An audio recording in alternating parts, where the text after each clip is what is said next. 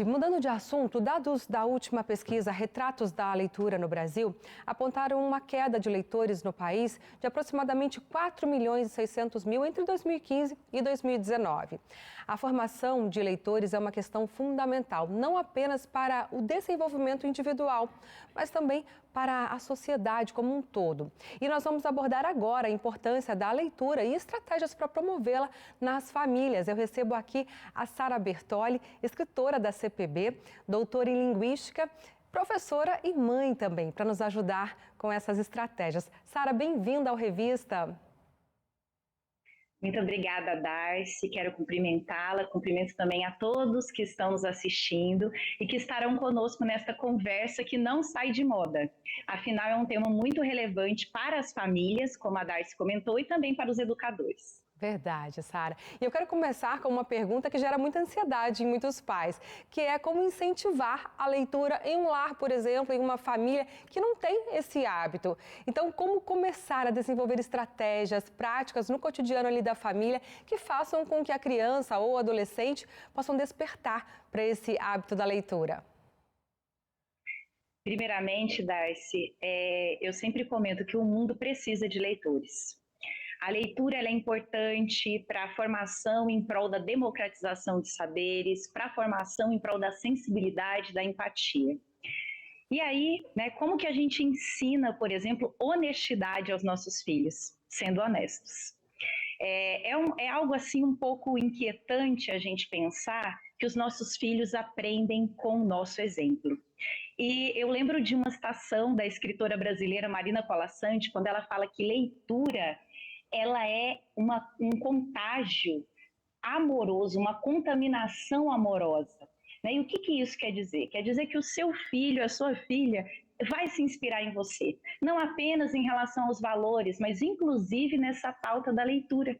Se você for um leitor, ele vai observar você lendo e vai estar curioso para saber o que o meu pai e a minha mãe, o que a minha avó, o meu tio está fazendo com esse objeto em mãos, esse objeto que muitas vezes as crianças e os adolescentes estão aí deixando de escanteio, e trocando por jogos, por telas, televisão, internet. Então, o primeiro passo é ser exemplo. Uma outra ideia, que eu sempre comento também nos cursos de professores que eu ministro, nas aulas também, é que a gente precisa desenvolver as estratégias e as práticas na articulação com a afetividade. Quais são as memórias que você, que está nos assistindo, tem quando a gente fala de livro? Será que você se lembra quando a sua mãe, a sua avó lia um livro para você antes de dormir? Então, muitas vezes, nós precisamos dar esse primeiro passo. Se a sua criança, o seu adolescente não está lendo, incentive por intermédio da afetividade. Leia em voz alta, do amanhecer até a hora de dormir, implemente práticas na sua casa de leitura, por exemplo, da Bíblia, de textos devocionais, de livros clássicos contemporâneos, livros de interesse dessa criança, desse adolescente. E eu lembro também da própria forma como Jesus ensinava. Jesus ensinava contando histórias, contando parábolas, narrativas, que fascinam tanto a escuta das pessoas de uma forma geral. Nós nos interessamos, o ser humano se interessa naturalmente por histórias próprias e alheias. Jesus também ensinava fazendo perguntas. A pergunta, ela aciona o pensamento crítico. Então, ao ler com a sua criança, e essa é uma estratégia elencada por especialistas também teóricos da linguagem, você faça perguntas ao seu ouvinte, ao seu filho, seja criança ou adolescente, o que ele está entendendo dessa leitura, o que ele infere a partir da capa de um livro. Fazer perguntas, ouvir as interpretações que ele tem de um livro, também vai ajudar na construção crítica do que é ser leitor. Agora, Sara, a gente sabe que no nosso país, principalmente, nem todo mundo tem fácil acesso aos livros, né? Recentemente, uma grande livraria aí foi à falência. Comprar livro é custoso, a depender da renda da família, principalmente, além dos desafios da educação. De acordo com o Plano Nacional de Educação de 2021, 11,4% dos brasileiros são analfabetos funcionais, ou seja, não têm total condição de interpretar aí o texto que acabou de tentar ler. Como você enxerga esse cenário e de que forma nós poderíamos amenizar a situação para que mais pessoas tenham acesso à leitura e até mesmo tenham essa experiência de, eu poder ler para o meu filho, mas eu não sei ler?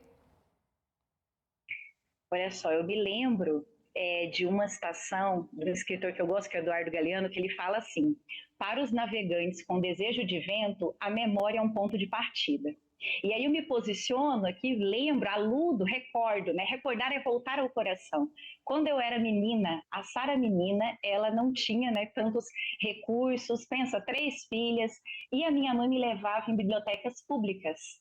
Então, a biblioteca, os espaços de leitura, você oportunizar para o seu filho, para a sua filha, para as crianças da sua família, para os seus estudantes também, você, professor, espaços de leitura gratuitos, né, como bibliotecas, salas de leitura, né, por meio de acolhida de livros, campanhas de livros, isso é algo importante para poder estar formando leitores num país que nós sabemos existem tantas desigualdades socioeconômicas como o nosso.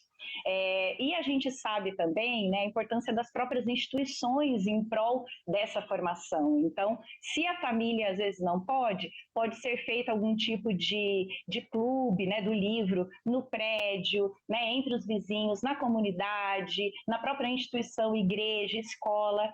Além, é claro, né, falei até então de iniciativas no âmbito familiar, no âmbito da comunidade, de nós apoiarmos políticas públicas, projetos que tenham como pauta também esse incentivo à leitura, à formação do leitor, porque nós sabemos quem lê vai adiante, né, tem um pensamento crítico mais cuidadoso, então é importante nós apoiarmos, né, essas novas gerações também, e também políticas públicas que envolvam a leitura e a educação, né, de uma forma mais ampla para a sociedade brasileira.